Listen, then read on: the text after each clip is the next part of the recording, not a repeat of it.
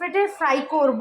তো আমি পমফ্রেট মাছটাকে নুন, হলুদ, একটু গার্লিক পাউডার, একটু অনিয়ন পাউডার আর একটুখানি লেবুর রস, পাতিলেবুর রস দিয়ে মাখিয়ে খানিকক্ষণ 15-20 মিনিট রেখেছি।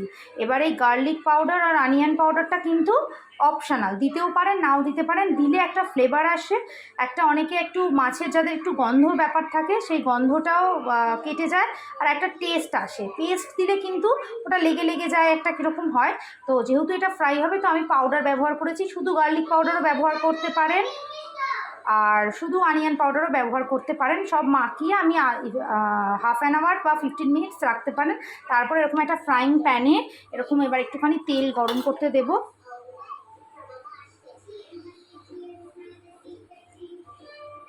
তেলটা গরম হোক, তেলটা গরম হওয়ার পর কিন্তু আমরা মাছগুলোকে ঝাপঝাপ করে ছাড়বো।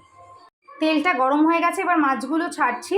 বাচ্চাদের জন্য না এই গার্লিক পাউডারটা বা অনিয়ন পাউডারটা দিলে না ওদের খুব ভালো লাগে খেতে।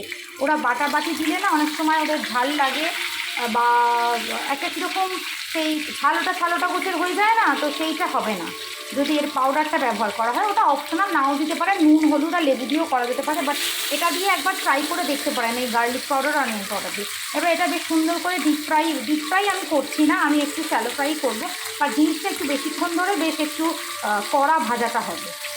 এবার একটা পিঠ হয়ে গেছে মনে হচ্ছে আমার, এবার আমি উল্টে দেবো এটাকে রেসিপি হলো। হ্যাঁ, এই দেখুন একটা পিঠ হয়ে গেছে, লাল লাল করে এরকম ভাজবো।